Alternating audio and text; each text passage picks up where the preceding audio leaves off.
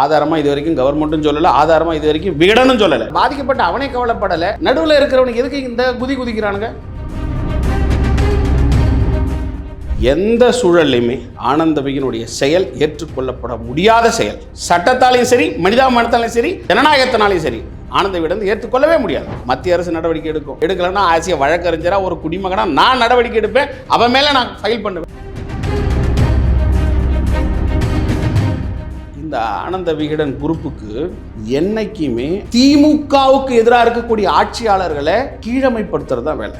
உன்னுடைய திமுகவை எதிர்த்து உனக்கு என்னைக்காவது திராணி இருந்து அவர்களை கேள்வி கேலி சித்திரமா போட்டிருக்கணும்.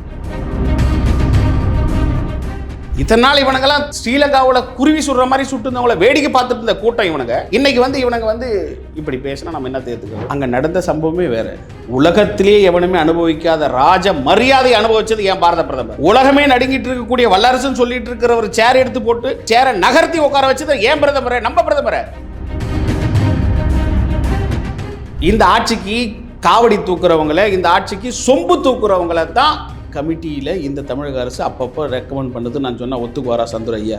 நான் போட்ட பிச்சடா அந்த ஹைகோர்ட் ஜட்ஜின்னு சொல்லக்கூடிய ஒரு, அது நம்ம ரோட் ஷோ பாரதி ஏதோ ஒன்று சொல்லுவார் எச்ராஜா அடிக்கடி அண்ணன், அந்த ரோட் ஷோ பாரதி இருக்கார் இல்லையா, அவர் சொல்லும் போதே ஒரு கமெண்ட்ஸை நீங்கள் சொல்லுவேன், நாங்கள் போட்ட பிச்சை. ஸோ இத்தனை நாள் இவங்க யார் யாருக்கெல்லாம் பிச்சை போட்டிருக்காங்கன்ற லிஸ்ட் இப்போ சந்திர ஐயா சொல்லணுமா இல்லையா? அதிகாரத்தை உங்கள் கையில் இருக்கும்போது நீங்கள் கேட்க வேண்டியதானே இந்த கேள்வியை. உங்களை யார் வேணாம்னா ஜாதி வாரி அன்னைக்கு நீங்க கணக்கெடுக்க வேண்டியதானே. உங்களை யார் வேணாம்னா அன்னைக்கு உங்க பதவிக்கு ஆபத்தாயிடும் தானே நீங்க அந்த பக்கமே திரும்பாம இருந்தீங்க. எவ்வளவு கேவலமான விஷயமா இது. தயவு செஞ்சு ஒரு நீதியரசராக இருந்தவர் பொது வெளியில பத்திரிகை விளம்பரத்துக்கு வரக்கூடாது. ஏன்னா எங்களுடைய வழிகாட்டி நீங்க. ஒரு கடவுளுக்கு சமமா இருக்கிற நீங்க இப்படி தரந்தாழ்ந்து போகலாமா? அப்போ உங்க கையில இருந்தது இத்தனை நாள் நீங்க ஆட்சி பறிச்சு இந்த நீதிமன்றத்தில் போய் எங்களுக்கு வழிகாட்டியிருக்காங்கல்ல. ஏன் இந்த ஜாதி இன்னும் தூக்கி பிடிச்சி எங்க இளைய சமுதாயத்தை பிரிக்க பாக்குறீங்க? தமிழ்நாடு முழுக்க இந்த அரசாங்கம் வந்த உடனே நீங்க இந்து சமய அறநிலைத்துறையில் இருக்கக்கூடிய கோவிலுக்கு அரங்காவலரை போட்டீங்க. சந்திரய்யா கூப்பிடுங்க. எத்தனை பேர் அந்த திமுக கட்சியில் இல்லாத மாற்று கட்சிக்காரன் உள்ள இருக்கான்னு காட்ட சொல்லுங்க பார்க்கலாம்.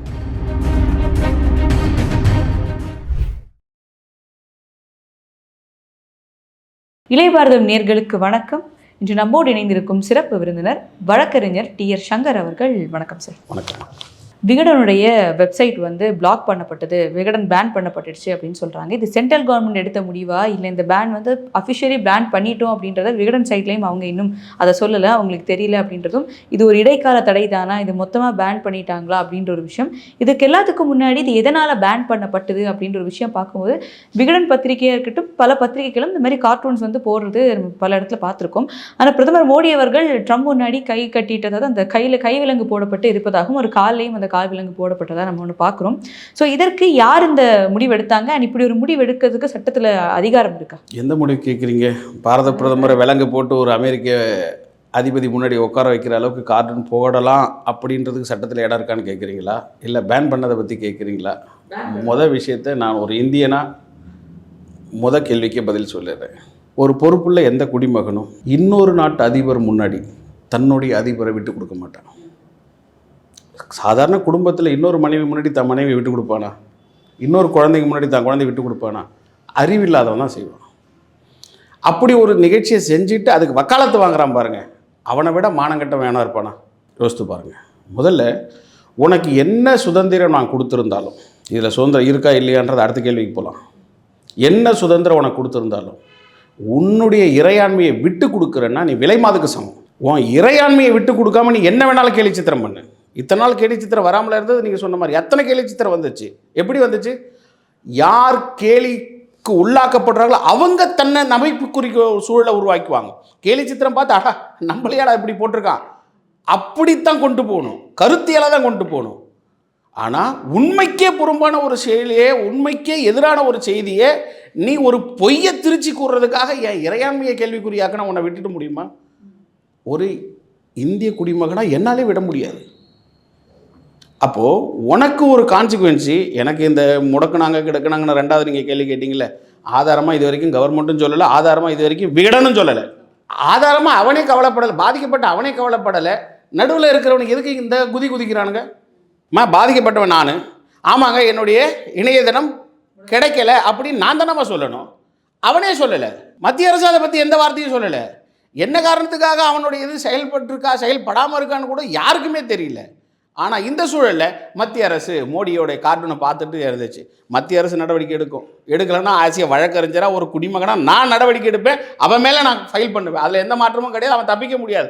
1987 தப்பிச்சு வந்துட்டு 1000 ரூபா ஃபைன் போட்டு வெளியே வந்துட்டாங்கன்னு சொன்னதெல்லாம் அப்பத்தமான விஷயம். ஏன்னா இந்த ஆனந்த விகடன் குரூப்புக்கு என்னைக்குமே ஆட்சியாளர்களை, திமுகவுக்கு எதிராக இருக்கக்கூடிய ஆட்சியாளர்களை கீழமைப்படுத்துறது தான் வேலை. அன்னைக்கு இருக்கக்கூடிய முதலமைச்சர் எம்ஜி ராமச்சந்திரனுடைய அந்த எம்எல்ஏக்களையும் அந்த மந்திரிகளையும் நீங்கள் என்னவன்னு கார்ட்டூன் போட்டீங்க, என்னன்னு போட்டீங்க? உங்கள் கோரிக்கையில் ஒரு எம்எல்ஏவாக இருக்கணும்னா அவன் எப்பேற்பட்ட திருடனாக இருக்கணும், ஒரு மந்திரியாக இருக்கணும் அவன் எப்பேற்பட்ட டக்காடியாக இருக்கணும். என்ன ஒரு மோசமான இது! எம்எல்ஏவுக்கும் மந்திரிக்கும் என்ன குவாலிஃபிகேஷன்றதை உன் கார்ட்டூன் தான் நிரூபிக்குமா? அதுக்கு இன்றைக்கி இந்த பிபிசின்னு இந்த விலைக்கு போனவன் விலமாது ஒருத்தர் நடத்திக்கிட்டு இருக்கான். அவன் பேரை சொல்லக்கூடாதுன்னு நினச்சி இருந்தாலும் சொல்கிறேன். 1000 ரூபா அன்னைக்கே ஃபைன் போட்டாங்க. இவெல்லாம் படிச்சுட்டு போடுறானா? ஜேர்னலிசத்தை எதுக்கு கொண்டு வந்து இப்படி கூவி விற்கிறான்னு? 1000 ரூபா ஃபைன் போட்டது அவன் கார்ட்டூன் போட்டது அக்செப்ட் பண்ணி கிடையாது நீதிமன்றம். ப்ரீ டிட்டர்மைன் டிசிஷன் எடுத்துட்டார் சபாநாயகர் அப்படின்ற ஒரே காரணத்துக்காக மட்டும்தான் அதில் கொண்டு வந்து கொஸ்டினே அதுதான். அதில் அந்த கேஸில் நடந்த கொஸ்டினு சான்ஸ் கொடுக்காம, எதிரிக்கு சான்ஸ் கொடுக்காம நீங்களே டிசிஷன் எடுத்துட்டீங்க. ப்ரீ டிட்டர்மைன் டிசிஷனாக இருக்குது. அவர் ஒன்றும் தப்பாக சொல்லலை. முதல்லையே நீங்கள் என்றைக்கு அந்த 27 29 நினைக்கிற மார்ச் மாதம் அந்த தேதியில் 1987 நடந்த அன்னைக்கு மறுநாளே இவர் சொல்லிடுறாரு, நீ ஒழுங்காக இதுக்கு மறுப்பு தெரிவிக்கலைன்னா உன்னை நான் தண்டிக்க வேண்டி வரும்னு. So it's a predetermine. அந்த வார்த்தைக்கு தான் ப்ரீ டிட்டர்மைன் போயிட்டு உனக்கு 1000 ரூபா போட்டாங்களே தவிர. ஜெயலலிதா ஆட்சி காலத்தில் தான் அந்த இது எடுக்கப்பட்டது அப்படின்னு சொல்கிறாங்க. எம்ஜிஆர் காலத்தில் அந்த போர்ட்ரைட் வந்தாலும் ஜெயலலிதாவுடைய ஆட்சி காலத்தில் தான் விகடன் மேலே அந்த கேஸ் போடப்பட்டது அப்படின்றாங்க. இல்லைம்மா, அந்த விகடன் அரெஸ்ட் பண்ண காலத்திலேருந்து உடனே அவங்க ஒய்ஃபு அந்த பாலசுப்ரமணியன் நினைக்கிறேன், அவருடைய ஒய்ஃபு சுப்ரீம் கோர்ட்டு ஓடுறாங்க. 32 செக்ஷனில் ஒரு ஃபைல் பண்ணுறாங்க. அது ட்ரையலுக்கு வர்றதுக்குள்ளேயே எம்ஜி ராமச்சந்திரன் அவர்களே சட்டசபையில் பேசி இதை தயவு செஞ்சு நீங்கள் திரும்ப பெறதுக்காக என்னுடைய பரிந்துரை ஏற்றுக்கணும்னு சொல்லி ஒரு முதலமைச்சரே வேண்டுகோள் விட்டதுனால அவரும் அதை மன்னிச்சு விட்டுட்டாராங்க. அதுக்குள்ளே இங்கே 2 கேஸை ஃபைல் பண்ணுறாங்க எதிர்கட்சின்ற மாதிரி. அவங்க இவங்கன்னு ஒரு 3 கிட்டத்தட்ட 4200, 201, 202 என்னுடைய நினைவு சரியாக இருந்தால் அந்த ஆண்டில் தொடர்ச்சியாக ஒரு 3 ரிட் ஃபைல் பண்ணுறாங்க. அதில் ஒரு ரிட் ஃபைல் தான் பெயிலுக்கு, ஆன்டிசிபேட் பெயிலுக்கு ஒன்று வந்து அதை பெயிலை ஒன்று குவாஷ் பண்ணுறதுக்காக கேட்குறாங்க. அதை சார்ஜை குவாஷ் பண்ணுறதுக்கு ஒன்று கேட்டாங்க. 2வதுல தான் இந்த டேமேஜ் கொஞ்சம் கேட்குறாங்க.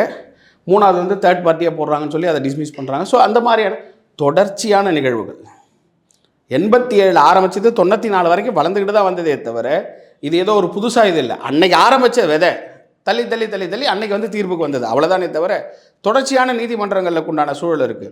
அன்னைக்கு அதை பாருங்கள், எவ்வளோ திருட்டுத்தனம் பாருங்கள். நீ ஆனந்த விகடன் தானே, 1000 ரூபா சார்ஜ் போட்டு சபாநாயகரே மிரட்ட முடிய தெரிஞ்சவர் தானே, ஏன் இன்னைக்கு நீ அந்த எடிட்டோரியல் இல்லை? ஓடி போயிட்டல, தொடநடுங்க ஓடி போயிட்டல. இன்னைக்கு யாரை கொண்டு வந்து உட்கார வச்சிருக்க? சிறுபான்மையினர்ன்ற ஒரு போர்வையை உன் கொண்டு வந்து உட்காந்துக்கணுன்றதுக்காக நீ வேற ஒருத்தனால கொண்டு வந்து உட்கார வச்சிருக்க. உனக்கு அந்த திராணி கிடையாது இல்லை, வெறும் ஷேர் ஹோல்டர் தானே நீ ஹேண்டில் பண்ணிருக்க. அப்புறம் என்ன அர்த்தம்? இதுக்கு மேலே எஃப்ஐஆர் போட்டாலோ, இதுக்கு மேலே சார்ஜ் பண்ணாலோ, இதுக்கு மேலே சபாநாயகர் கேள்வி கேட்டாலோ, இல்லை உன்னை ரிமாண்ட் பண்ணாலோ என்ன பண்ணிடாத.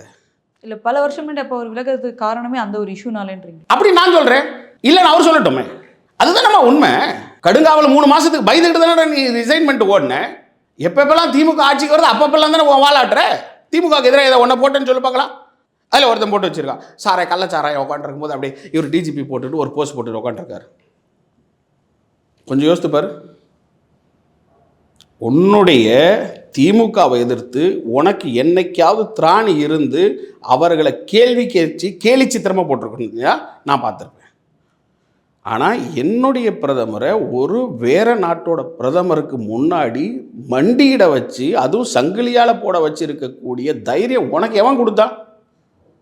ஆகையினால எந்த சூழல்லையுமே ஆனந்த விகடனுடைய செயல் ஏற்றுக்கொள்ளப்பட முடியாத செயல். சட்டத்தாலையும் சரி, மனிதாபிமானத்தாலையும் சரி, ஜனநாயகத்தினாலையும் சரி, ஆனந்த விகடன் ஏற்றுக்கொள்ளவே முடியாது. இப்போ இதற்கு தலைவர்கள் பலரும் வந்து எதிர்ப்பு தெரிவிக்கிறாங்க. விஜய் அவர்கள் சொல்றாரு, இப்படி பண்ணியிருக்க கூடாது, இதை முடக்கிறது நீங்க சட்டப்பூர்வமாக இப்படிலாம் பண்ணிருக்க கூடாது. உடனே பிடிச்சி ரிமாண்ட் பண்ணி போயிருக்க. சவுக்கு சங்கர் மாதிரியே இங்கே இப்போ அதுக்கு முன்னாடி லைனாக அரெஸ்ட் பண்ணாங்க இல்லையா, எங்கே போயிருந்தாங்க இவங்கெல்லாம்?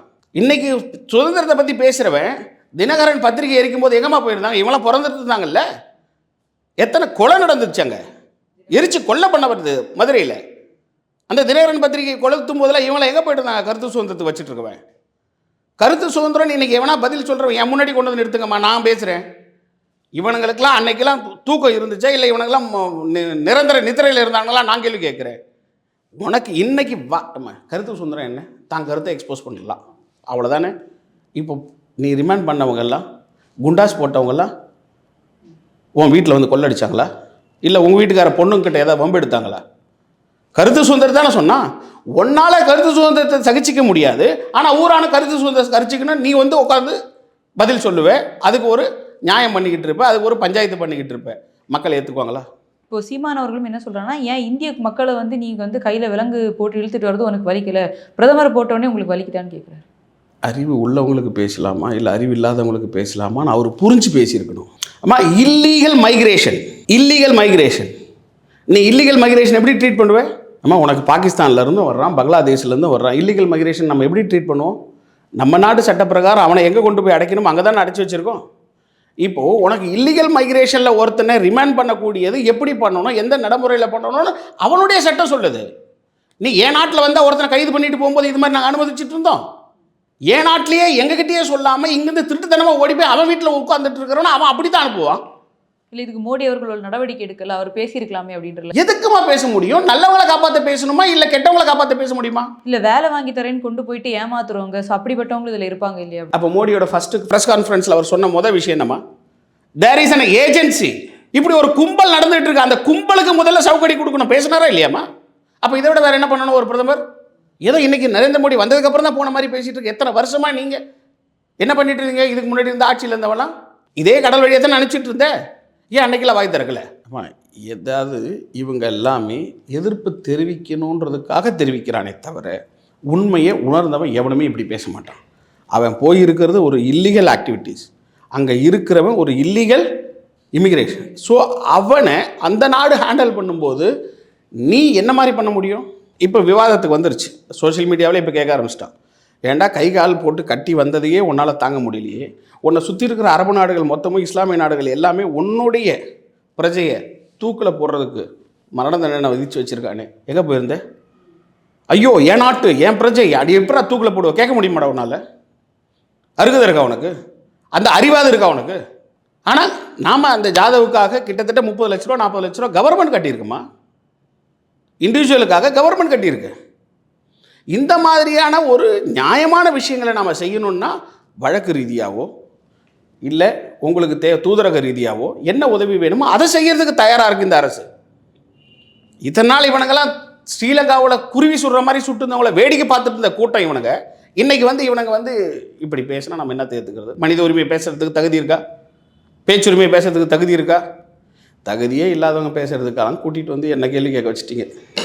இப்போ இந்த பேச்சுரிமையை பற்றி பேசுகிறாங்க. இந்த பேச்சுரிமைக்கு என்ன அளவுகோல் இருக்குது? இவ்வளோ தான் பேசணுமா, இல்லை இந்த விஷயம் பேசலாமா அப்படின்ற ஒரு அளவுகோல் இங்கே யாரும் வகுக்கலை. ஸோ ஒவ்வொரு கவர்மெண்ட்டும் எடுக்கிற அந்த ஒரு டிசிஷனை ஆக்ஷனை பொறுத்து தான் இருக்குது அப்படின்றாங்க. பேச்சுரிமையை கொடுக்கறது நம்ம இந்தியன் கான்ஸ்டியூஷன்ஸ். உங்களுக்கு 1901 21 வரைக்கும் உங்களுக்கு என்னன்னு தெளிவாக கொடுத்துருக்கு. இன்னொருத்தரை பாதிக்காதவரை உன் கருத்து சுதந்திரத்துக்கு மதிப்பு இருக்குது. பல ஜட்ஜ்மெண்ட்ஸ் இருக்குது. உன்னுடைய கருத்து இன்னொருத்தரை நேரடியாக பாதிக்காத வரைக்கும் மட்டும்தான் உனக்கு அந்த கருத்துரிமை. ஒருத்தனை நீ பர்சனல் அட்டாக் பண்ணுறன்னா உன்னை எப்படி நான் ஏற்றுக்க முடியும்? எப்படி நான் ஏற்றுக்க முடியும் சொல்லுங்கள்? இதில் எது பேச்சுரிமைன்னு சொல்ல வர நீ? அம்மா, பாரத பிரதமரான்னு கூட நீ நினைக்க வேண்டாம். ஒரு நரேந்திர மோடின்ற ஒரு நபரை இன்னொரு நபர் முன்னாடி கை கட்டி விலங்கட்டி நீ உட்கார வைக்க முடியுமா? உட்கார வைக்கலாமா நீ? அதுவும் யார்? இல்லீகல் மைக்ரேண்ட்டுக்காக. அங்கே நடந்த சம்பவமே வேறு. உலகத்திலேயே எவனுமே அனுபவிக்காத ராஜ மரியாதை அனுபவிச்சது என் பாரத பிரதமர். உலகமே நடுங்கிட்டு இருக்கக்கூடிய வல்லரசுன்னு சொல்லிட்டு இருக்கிற ஒரு சேர் எடுத்து போட்டு சேரை நகர்த்தி உட்கார வச்சது ஏன் பிரதமரை, நம்ம பிரதமரை. அதை மறைச்சிட்டு கேவலமான உனக்கு எந்த யோசனை? அப்போ நீ இந்த இறையாண்மையை ஏற்றுக்கொள்ளாதவன், மதிக்காதவன். பாராளுமன்றத்தில் ராகுல் காந்தி அவர்கள் சொல்கிறாரு, ட்ரம்ப் அவர்கள் பதவி ஏற்கும்போது இங்கேருந்து மோடி அவர்கள் அழைக்கவே இல்லை, போகலை, ஜெய்சங்கர் அவர்கள் போயிட்டு வராரு அப்படின்ற ஒரு கருத்தையும் அமெரிக்கா இந்தியாவை ஒரு இதாக தான் பார்க்குறாங்க, சைடடாக பார்க்குறாங்கன்னு சொல்லியிருந்தார். பாராளுமன்றத்தில் இதை சொல்லியிருந்தார் அவர். பாவம் அந்த குழந்தைய விட்டுருங்கம்மா. இது வரைக்கும் கிட்டத்தட்ட 70 வருஷமாக காங்கிரஸில், 60 வருஷமாக ஆண்ட காங்கிரஸில் ஒரே ஒரு ரெப்ரசன்டேஷன் ஆகுது நீங்கள் யூஎஸ் பிரசிடென்ட்ஸுக்கு அனுப்பிச்சிருக்கீங்களா? இன்னைக்கு என்னுடைய ஜெய்சங்கர், நம்மளுடைய ஜெய்சங்கர் ஃபர்ஸ்ட் ரோ. நாட்டில் இருக்கக்கூடிய அத்தனை எம்பசியும் அங்கே இருக்கும்போது கூட ஜெய்சங்கர் தான் ஃபர்ஸ்ட் ரோவில் இருக்க முடிஞ்சது.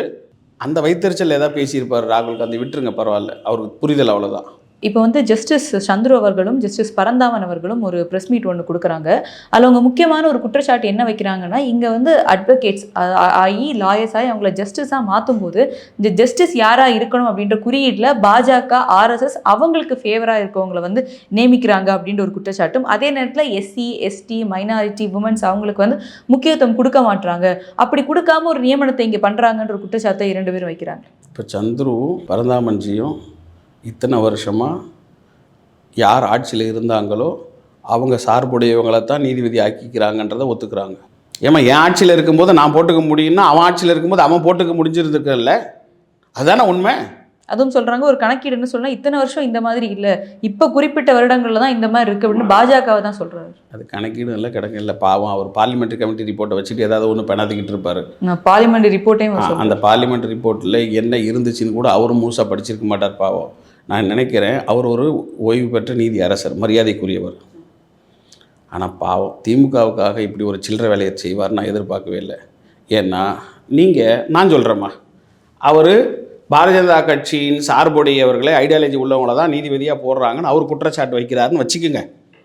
ஒரு பாமரனா நான் சொல்கிறேன், இந்த ஆட்சிக்கு காவடி தூக்குறவங்கள, இந்த ஆட்சிக்கு சொம்பு தூக்குறவங்கள தான் கமிட்டியில் இந்த தமிழக அரசு அப்பப்போ ரெக்கமெண்ட் பண்ணுது. நான் சொன்னால் ஒத்துக்குவாரா சந்துரு ஐயா? ஏன்யா இதெல்லாம்? மதிப்புக்குரிய ஒரு நீதி அரசராக பணியாற்றிட்டதுக்கு அப்புறம் இந்த மாதிரி விஷயங்களை சொல்லக்கூடாது. முதல்ல அவரோட பேட்டியில் நீங்கள் பாருங்கள், கொலிஜியத்தோட ரிப்போர்ட், இது கொலிஜியத்தோட ரிப்போர்ட். அந்த ரிப்போர்ட் எங்களுக்கு கிடைக்கலையே. மிஸ்யூஸ் பண்ணுறீங்களா பவரை?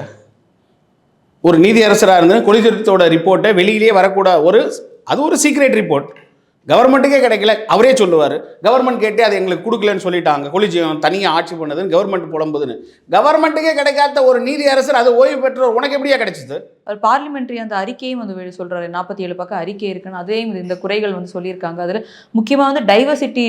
அம்மா ஒன்று புரிஞ்சுக்கங்கம்மா, பார்லிமெண்ட்ரி கமிட்டி அமைச்சதே நரேந்திர மோடிஜி. அவங்க பார்லிமெண்ட்ரி கமிட்டிக்கு ஒப்புதல் கொடுத்தது பிரைம் மினிஸ்டர். அவங்க இது நாள் வரைக்கும் இருந்த சீர்கேட்டை சரி செய்யணும்னு சொல்லி தன்னுடைய ஆட்சியில் ஒரு பார்லிமெண்ட்ரி ரிப்போர்ட்டை கேட்டுட்டு இருக்காங்க. அவருடைய ஒரு பெருந்தன்மையை பாராட்ட கூட தெரியாத இவங்க பாஜக மேலே ஜாதி சாயத்தையும், பாஜக மேலே ஐடியாலஜி சாயத்தையும், பாவம் அவர் பேசாமல் இருந்தாலே ஒரு 2-3 பேருக்கு நிச்சயமாக ரெக்கமெண்டேஷன் கிடைச்சிருக்கும்னு நினைக்கிறேன். மனுஷன் பேசி அவங்களுக்கு இப்படி வேட்டு வச்சுட்டார். அவர் என்ன தான் கோவம்னு தெரியல. அவர் ஒரு பேர் சொல்லுவார், நம்ம சத்தியமாக சொல்லுவோமே, அதனால் பிரமாணம் பண்ணி சொல்லக்கூடிய ஒரு பேரை சொல்லி அவருக்கு என்ன அவர் மேலே அவர் கோவம்னு எனக்கு தெரியல. இவங்க 2 பேரும் நிச்சயமாக அந்த வழக்கறிஞர் அவங்கள சும்மா விட மாட்டான்னு நம்புகிறேன். ஒழுங்காக நடக்க வேண்டிய ப்ராசஸை இப்படி வெடி வச்சு கெடுத்துக்குவார். அவர் வரவே கூடாதுன்னு இப்படி ஒரு ப்ரெஸ் மீட்டை இவங்க பண்ணியிருப்பாங்கன்னா இதெல்லாம் நினச்சி கூட பார்க்க முடியல. அப்படி என்ன அவங்களுக்குள்ள முன்விரோதம் தெரில. தயவு செஞ்சு நான் வேண்டது, இந்த மீடியா மூலயமா வேண்டதெல்லாம் கொலிஜியம் தயவு செஞ்சு இவங்க 2 பேருடைய இந்த விமர்சனத்தை புறந்தள்ளிட்டு உண்மையிலே எலிஜிபிலிட்டிக்கு அவங்க வரும்போது அவங்களுக்கு அங்கே பதவி கொடுக்கணுன்றது தான். இந்த மாதிரி அந்த ஜாதி ரீதியாக இங்கே கொடுக்கல அப்படின்றதையும் குறிப்பிடுறாரு. மதத்தையும் வந்து அவர் எப்படி சொல்கிறாருன்னா, இந்தந்த பேர்கள் கிறிஸ்துவ பேர்களாக இருக்கட்டும், மைனாரிட்டிஸாக இருக்கவங்களுக்கு கொடுக்கல. அதுலேயும் அவங்க வந்து விக்டோரியா அவர்களை வந்து மென்ஷன் பண்ணுறாங்க. விக்டோரியா அவர்களுக்கு இங்கே இந்த பதவி கிடைப்பதற்கான காரணம் அவங்க ஒரு பிஜேபி, அவங்க ஒரு ஆர்எஸ்எஸ்னால மட்டும்தான் அவங்களுக்கு கிடைச்சிது. ஒன்று நீங்கள் இந்த ஜாதியாக இந்த மதமாக இருக்கணும், இல்லைன்னா பாஜகவுக்கும் ஆர்எஸ்எஸ்க்கும் சப்போர்ட்டபுளாக இருந்தால் மட்டும்தான் கிடைக்கும் அப்படின்ட்டு சொல்கிறாங்க. நான் வழக்கறிஞர் இருந்தாலும் ஜஸ்டிஸுங்களில் கமெண்ட்ஸ் பண்ணவோ மற்றதோ சொல்லக்கூடாது. நீங்கள் கேள்வி கேட்டீங்க, அதனால் எந்த ஒரு நீதி பரிபாலனத்துக்கும் இடையூறு இல்லாத வகையில் என் கருத்தை சொல்கிறேன். இதில் ஏதாவது தவறு இருந்தால் தயவு செஞ்சு மன்னிச்சுக்கணும். நீங்கள் சொன்ன பிஜேபி ஐடியாலஜி உள்ளவங்க ஒரு நீதிமதியாக வர்றாங்கன்னா அவங்க பெண் இல்லையா? அவங்க 10 வருஷம் வழக்கறிஞராக பணியாற்றவில்லையா? அவங்களுக்கு தகுதி இல்லையா? எனக்கு புரியல. எந்த தகுதியின் அடிப்படையில் அவங்க தேர்ந்தெடுக்கப்பட்டாங்கன்னு உச்சநீதிமன்றம் சொல்லியாச்சு. நீ என்னத்துக்கு நடுவில்? அப்போது பிஜேபியால் ஒரு பிஜேபி ஐடியாலஜி உருவாக்க முடியுது அப்படின்னா இத்தனை வருஷம் இருக்கக்கூடிய காங்கிரஸோ இத்தனை வருஷம் இருந்த திமுகவோ, ஆமாம்மா உண்மைதான், ஏன்னா நீங்களே ஒரு விமர்சனத்தை கேள்விப்பட்டிருப்பீங்க, நான் போட்ட பிச்சடா அந்த ஹைகோர்ட் ஜட்ஜின்னு சொல்லக்கூடிய ஒரு, அது என்னமோ ரோட் ஷோ பாரதி ஏதோ ஒன்று சொல்லுவார் எச்ராஜா அடிக்கடி அண்ணன், அந்த ரோட் ஷோ பாரதி இருக்கார் இல்லையா, அவர் சொல்லும் போதே ஒரு கமெண்ட்ஸை நீங்கள் சொல்லுவேன், நாங்கள் போட்ட பிச்சை. ஸோ இத்தனை நாள் இவங்க யார் யாருக்கெல்லாம் பிச்சை போட்டிருக்காங்கன்ற லிஸ்ட் இப்போ சந்திரையா சொல்லணுமா இல்லையா? உங்கள் கணிப்பு பிரகாரமே விக்டோரியா அம்மாவோ இல்லை வேற யாரோ பாஜக பரிந்துரையின் பேரில் வந்திருக்காங்க, நீங்கள் கண்டுபிடிச்சிட்டிங்க. ஏன்னா கொலிஜி உங்கள் கண்ட்ரோலில் இருக்குது, you are the retired high court judge. So உங்ககிட்ட எல்லாமே ஃபிங்கர் டிப்ஸ் இருக்குது. நீங்கள் சிபிஐ தாண்டி ராவை தாண்டி உங்ககிட்ட இன்ஃப்ளூயன்ஸ் இருக்கும். ஏன்னா கொலிஜி ரிப்போர்ட் உங்கள் கையில் வரும், அத்தனையும் உங்ககிட்ட வருது. Okay, done. இப்போ இந்த பிச்சை போட்ட லிஸ்ட்டை கொஞ்சம் உங்களால் வெளியிட முடியுமா? ரோட் ஷோ பார்க்கறக்கூடிய இந்த பாரதியெல்லாம் உங்களுக்கு பிச்சை போட்ட எத்தனை ஜட்ஜி? ஒருவேளை நீங்கள் அதில் வந்திருப்பீங்களோ? அதனால தான் இப்போ ஒவ்வொரு கமிட்டியும் உங்களை போட்டுக்கிட்டு இருக்காங்களோ? இதெல்லாம் ஏன் பொது வெளியில் பேசுகிறாருனே புரியலம்மா. ஒரு நீதி அரசர் நீதி பரிபாலனத்தை அனுபவிச்சதுக்கு அப்புறம் வந்து இந்த மாதிரியா பேசுவேன்? தாழ்த்தப்பட்ட சமுதாயம் தன்னை தானே அடிக்கடி சொல்லிக்கிறேன். உன்னை நீதிமன்றத்தில் உட்கார வச்சு அழகு பார்த்தது இந்த சமுதாயம், இந்த அரசியலமைப்பு தானம்மா, இந்த கான்ஸ்டியூஷன் தானம்மா. இந்த ஜாதியில் இல்லை, இந்த ஜாதியில் இல்லை, இந்த ஜாதியில் இல்லைன்னு இப்போ ஜாதி பெயரை சொல்றியே, எதுக்காக நீ மாவட்டத்துக்கும் டிரான்ஸ்போர்ட்டுக்கும் தமிழ்நாட்டில் ஜாதி பெயர் எடுத்த? ஜாதி வளர்க்கக்கூடாது தானம்மா. ஒரு நீதிபதியாக இருந்துக்கிட்டு நீ இப்படி ஒரு ஜாதியை அப்படியே கொச்சப்படுத்தி பேசுறீங்களே, உங்களுக்குலாம் வெக்கமா இல்லை? குறிப்பிட்ட ஜாதியினை சொல்லி அவங்க வந்து இதில் உங்களுக்கு வெக்கமா இல்லையா? நீதி பரிபாலனை பண்ணுறதை இப்படி கேள்விக்குறியா ஆக்கிட்டு நீங்கள் அதை உட்காந்து அனுபவிச்சிருக்கும் போது நீங்கள் கேட்டிருக்கலாம் இல்லையா? நீதி அரசர் உங்ககிட்ட ஒரு ரிட் பெட்டிஷன் வரக்கூடிய அளவுக்கு வானலாவே, சுப்ரீம் கோர்ட்டை விட அதிகமான ஒரு வானலாவே அதிகாரத்தை உங்கள் கையில் இருக்கும்போது நீங்கள் கேட்க வேண்டியதானே இந்த கேள்வியை? உங்களை யார் வேணான்னா? ஜாதி வாரி அன்னைக்கு நீங்கள் கணக்கெடுக்க வேண்டியதானே? உங்களை யார் வேணான்னா? அன்னைக்கு உங்கள் பதவிக்கு ஆபத்தாயிடும் தானே நீங்கள் அந்த பக்கமே திரும்பாமல் இருந்தீங்க. இது எவ்வளோ கேவலமான விஷயமா இது. தயவு செஞ்சு இது ஐயாங்க 2 பேருமே மன்னிக்கணும். தயவு செஞ்சு நீங்கள் பொது வாழ்க்கைக்கு வராதிங்க. நீங்கள் தயவு செஞ்சு இந்த இளைய சமுதாயத்தை ஜாதி ரீதியாக பிரிக்காதீங்க. உங்களுக்கு ஏதாவது செய்யணும்னு தோணுச்சுன்னா நீங்கள் நீதி அரசர், உங்களுக்கு நீதி பரிபாலனத்தை எப்படி அணுகணும்னு தெரியும். அந்த முறையில் அந்த புள்ளி விவரத்தை எடுத்துக்கிட்டு அதே நீதிமன்றத்துக்கு போய் நீங்கள் வரக்கூடிய தலைமுறைக்கு வழிகாட்ட பாருங்க. உங்களுக்கு பிரச்சனை தானே, கொலிஜியம் தானே, கவர்மெண்ட் தானே, நீங்கள் போங்க 32 செக்ஷனில் 226 நீங்கள் ஃபைல் பண்ணுங்க. ஏன் இத்தனை நாள் நீங்கள் அதை செய்ய மாட்டேன்றீங்க? யாருக்கு கொடுக்குற கூலிக்காக இப்படியெல்லாம் வந்து பேச வரீங்கன்னு கேட்குறாங்கல்ல மக்கள். இப்போ இதுக்கு எப்படி நீங்கள் பதில் சொல்லுவாங்க? நான் மதிக்கக்கூடிய நீதி அரசராக இருந்துட்டு நீங்கள் இந்த மாதிரி ஜாதி ரீதியாக பிரித்து பேசலாமா? கட்சி ரீதியாக பிரித்து பேசலாமா? உங்களுக்கு அது உண்மையிலேயே தாழ்வு, அப்படி உண்மையிலேயே நடக்குதுன்னு மன உறுத்தல் இருந்தால் புள்ளி விவர டேட்டா வச்சுருக்கீங்களே, பார்லிமெண்ட்ரி கமிட்டி வரைக்கும் தேடி எடுத்துகிட்டு வந்து கொடுக்குறீங்களே, ஏன் நீதிமன்றத்தை நாட மாட்டீங்க? நாடி இருக்கலாம் இல்லை? நாடி இருந்தால் இன்றைக்கி உங்களுக்கு ரிசல்ட் கிடைச்சிருக்குல்ல, நாங்களாம் உங்களை பின்பற்றி இருப்போம்ல. தயவு செஞ்சு பத்திரிக்கை, ஒரு நீதி அரசராக இருந்தவர் பொது வெளியில் பத்திரிக்கை விளம்பரத்துக்காக வரக்கூடாது. ஏன்னா எங்களுடைய வழிகாட்டி நீங்கள். we are follower of you. உங்களை நாங்கள் போற்றி மதிக்கிறோம். இன்றைக்கி லார்ட்ஷிப்னு சொல்லி கூப்பிடுறோம். ஒரு கடவுளுக்கு சமமாக இருக்கிற நீங்கள் இப்படி தரந்தாழ்ந்து போகலாமா? உங்களுக்கு என்ன ஒரு விஷயம் இருந்தாலும் உங்களுக்கு நீதிமன்றத்தின் மேலே நம்பிக்கை வச்சிருந்ததுனால தான் நீங்கள் நீதி அரசராக இத்தனை நாள் சர்வீஸ் பண்ணீங்க. அப்படி நீதி அரசராக இருக்கிற நீங்கள் அதே நீதிமன்றத்தை முள்ளால் எடுக்கிற மாதிரி இந்த குறைகள் இருந்தாலும் இருக்கோ இல்லையே எங்களுக்கு தெரியாது. இன்னும் நாங்கள் எங்கள் அந்த அனுபவத்துக்குள்ளே போகலை. ஒருவேளை நீங்கள் அந்த அனுபவிச்சிருந்தா அந்த முள்ளால் தானே எடுத்துருக்கணும். அதே நீதிமன்றத்தால் தான் நீங்கள் அகற்றிருக்க முடியும். நீதிமன்றம் கேட்காத எந்த கேள்வியுமே இந்த இந்தியாவில் இல்லைன்ற அளவுக்கு நீங்கள் தானே பேசுகிறீங்க. அப்போ நீங்கள் போய் கேளுங்க. கொலிஜியத்தை கொண்டு வாங்க, கவர்மெண்ட்டை கொண்டு வாங்க, ஜாதியை எடுத்துருங்க, வருமானத்தின் அடிப்படையில் கொண்டு வாங்க. யார் வேணான்றா? உங்களை யார் வேணான்றா? ஒரு குறிப்பிட்ட சமுதாயம் ரொம்பவே பின்தங்கியிருக்கீங்க, இருக்கட்டும், சந்தோஷம் தானே. அவங்கள நீங்கள் மேலே ஏற்ற ஆசைப்படுறீங்க, ரொம்ப வரவேற்கிறோம் தானே. அப்போ நீங்கள் அதை எப்படி செய்யணும்? ஒன்றும் அரசியலில் செய்யணும். உங்களுக்கு அரசியல் வாய்ப்பு இல்லை, ஏன்னா அவங்க ஏற்கனவே ஃபில் பண்ணி வச்சுட்டு இருக்கானுங்க. உங்களை மாதிரி ஆள்லாம் தூக்கி பிஸ்கெட் மாதிரி தான் யூஸ் பண்ணுறேன்னு சொல்லிட்டு. அப்போ உங்கள் கையில் இருந்தது இத்தனை நாள் நீங்கள் ஆட்சி படிச்சு இந்த நீதிமன்றம் இருக்குல்ல, நீதிமன்றத்தில் போய் எங்களுக்கு வழிகாட்டியிருக்கான்ல. ஏன் அந்த ஜாதி இன்னும் தூக்கி பிடிச்சி எங்கள் இளைய சமுதாயத்தை பிரிக்க பார்க்குறீங்க? தயவு செஞ்சு வேண்டாம். மயிலாடுதுறையில் நம்ம ஒரு விஷயம் பார்த்தோம். கள்ளச்சாராயத்தை தட்டி கேட்க போன 2 இளைஞர்கள் வந்து கொல்லப்பட்டாங்க அப்படின்னு. ஸோ அது கள்ளச்சாராயத்துக்கு தான் அந்த கொலை நடந்தது அப்படின்னு ஒரு பக்கம். போலீஸ் தரப்பில் வந்து ஒரு வாக்குவாதம், அவங்களுக்கு முன்விரோதம் இருந்துச்சு அப்படின்றத சொல்கிறாங்க. இன்னொரு தரப்பு முன்விரோதம் தான், அந்த முன்விரோதம் தான் கள்ளச்சாராயத்துக்கும் தொடர்பு இருக்குது அப்படின்னு சொல்கிறாங்க. உண்மையிலே எதனால் இந்த 2 பசங்களும் கொல்லப்பட்டாங்க?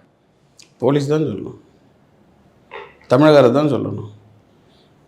அம்மா இங்கே இந்த அண்ணா நகரில் அண்ணா யூனிவர்சிட்டியில் பார்த்தீங்களே, உள்ளே போய் கைது பண்ண ஒரே நிமிஷத்தில் நாங்கள் ஒரு கமிஷனர் உட்காந்து இதில் ஒருத்தர் மட்டும்தான் தொடர்பு அப்படின்னு பேட்டி கொடுக்குற கமிஷனருக்கு எந்த நிர்பந்தமோ அந்த நிர்பந்தம் மயிலாடுதுறை இரட்டை கொலையில் இருக்குது.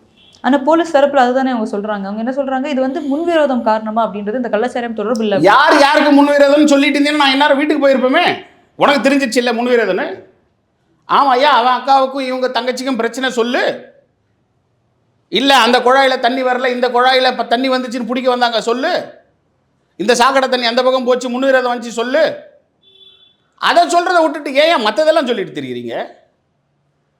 ஒரு இளைஞர்கள், ஆமாம் ஒரு விஷயம் புரிஞ்சுக்குங்க, ஏதோ மயிலாடுதுறையில் இது மட்டும் நடக்குதுன்ற மாதிரி இருக்கு. தமிழ்நாடு முழுக்க எந்த ஒரு சூழல்லையுமே திமுகவினுடைய அராஜக நடவடிக்கை எதிர்க்கக்கூடிய இளைஞர்களுக்கு இதுதான் பதில்.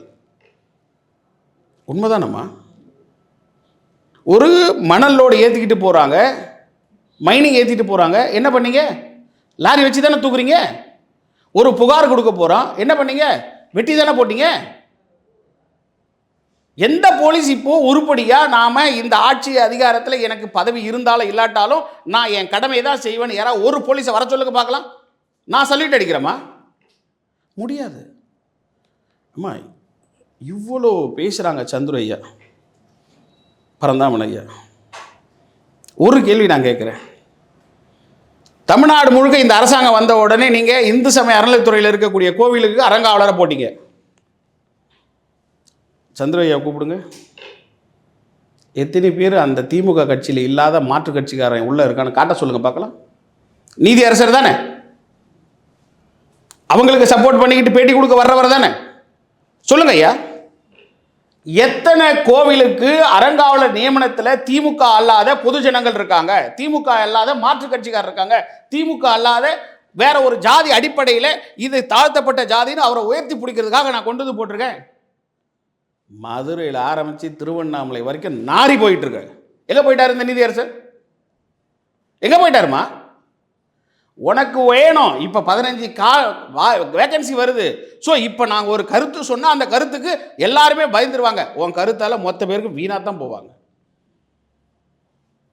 இது அவர் பேசுகிற பேச்சு எனக்கா தெரியலம்மா, ஸ்பான்சர் ஸ்பீச்சாக தெரியுது.